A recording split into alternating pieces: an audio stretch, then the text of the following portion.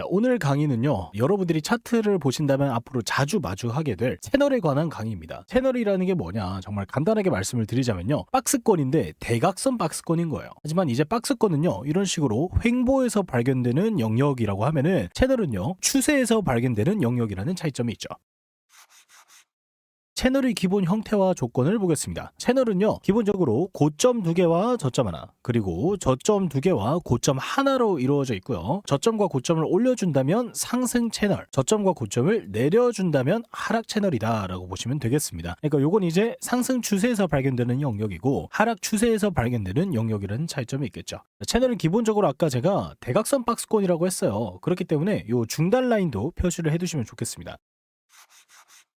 왜 제가 이제 중단 라인에 대해서 말씀을 드리는지를 한번 볼 텐데요. 우리가 채널을 끌 수 있는 여지가 너무 많아요. 여기도 이렇게 채널을 그을 수 있을 것이고, 왜냐하면 고점 2개와 저점 하나니까. 그 다음에 여기도 자세히 보면은 채널을 끌 수 있을 것이고, 고점 2개와 저점 하나잖아요. 그 다음에 이렇게도 채널이 될 수 있을 것이고, 저점 2개와 고점 하나니까요. 이렇게 채널을 볼 만한 건덕지가 정말 많은데, 이 중에서 우리가 어떤 채널을 봐야 될지를 모른단 말이에요. 채널을 처음 해보시는 분들은. 이럴 때 채널에서 이 채널이 중요한 채널인지 아닌지 판단하는 방법이 하나 있습니다. 바로 이런 식으로 채널을 그었을 때 채널의 중단 라인에 대한 지지 저항을 보는 거예요. 보시면 이 채널의 중단 라인에 대해서 저항을 받아주고 지지를 받아주고 지지를 받아주고 저항을 받아주는 모습을 계속 보여주고 있죠. 이 채널 중단 라인에 대한 가격의 액션이 확실하면 확실할수록 지금 나오고 있는 채널이 더 신뢰도 높은 채널이라고 보시면 좋을 것 같습니다. 반면에 채널을 그렸는데 중단 라인에 대한 지지 저항이 전혀 확인되지 않는다. 이거는 중요한 채널이 아닐 가능성이 크다는 거죠. 그래서 채널을 함부로 긋지 않고 중요한 채널을 끌 수 있도록 여러분들한테 먼저 기준을 한번 말씀을 드리고 가겠습니다.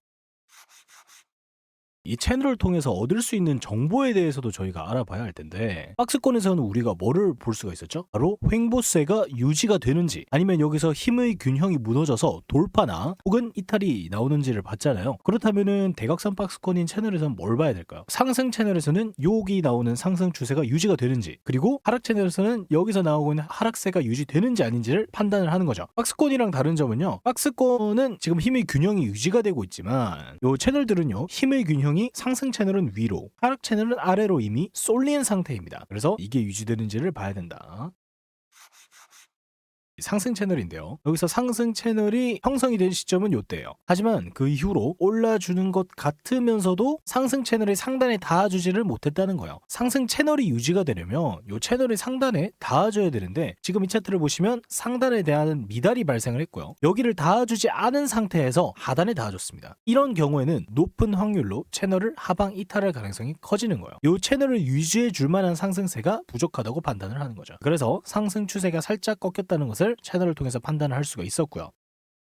반대로는요, 이때가 이제 채널 형성 시점이죠. 이후에 채널 하단까지 내려가 주지 않고 채널 상단에서 대부분의 캔들이 다 놀아주고 있습니다. 이거는요, 일단 채널은 아무래도 중단을 기점으로 상단과 하단으로 갈리잖아요, 그죠? 그런데 하단에 위치하고 있을 경우에는 아무래도 추세가 전반적으로 좀 약하다라고 보실 수가 있을 것 같고요. 상단에 위치하는 빈도수가 높은 경우에는 추세가 아무래도 세다라고 해석을 할 수가 있겠죠. 채널 형성 시점 이후에 이런 식으로 하방에 안 닿고 하방에 닿아주지 않고 중단 위에서 놀아주다가 상방을 돌파했으므로 이 채널도 상승 가능성이 더 높고 상승세가 유지될 가능성이 높은 채널이다 라고 해석을 할 수가 있겠습니다. 거기다가 이 중단 라인에 대한 지지 저항도 확인했으니 당연히 상방을 돌파했을 때 더 의미 있는 움직임이 나와줄 수 있겠죠. 왜냐하면 이 채널 자체가 이미 의미가 있으니까요.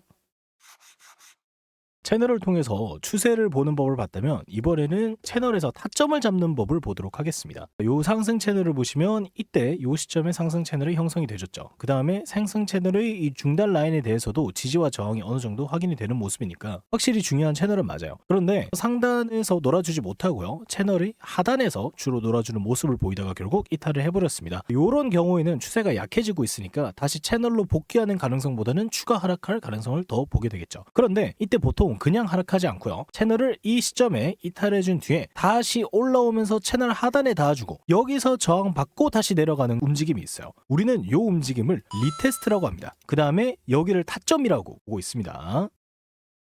이 채널도 마찬가지인데요. 보시면은 채널을 형성을 해줬지만 채널의 상단에서 놀아주기보다는 채널의 하단 구간에서 놀아주고 있다, 그죠? 그렇다는 말은 아무래도 추세가 좀 약하다, 매도세가 강하다라고 해석을 할 수가 있고요. 점점 캔들 몸통이 밑으로 내려가다가 결국 채널 하단을 이탈을 해버렸습니다. 하지만 이때 매수하는 거는 살짝 애로사항이 있고요. 하단을 한번 가졌다가 복귀를 해주려고 시도했지만 결국 어떻게 됩니까? 이 채널 하단에 다시 닿아주고 리테스트 발생한 이후에 다시 하락세를 이어가게 된단 말이죠. 그래서 이런 식으로 채널을 이탈하거나 돌파를 했을 때 추세의 강함을 보고 리테스트를 통해서 타점을 잡을 수가 있습니다. 아까는요, 추세의 강과 약을 봤다면은 이번에는 직접적으로 이 채널을 이용해서 매매하는, 진입을 하는 타점을 보는 방법을 가르쳐 드린 거예요.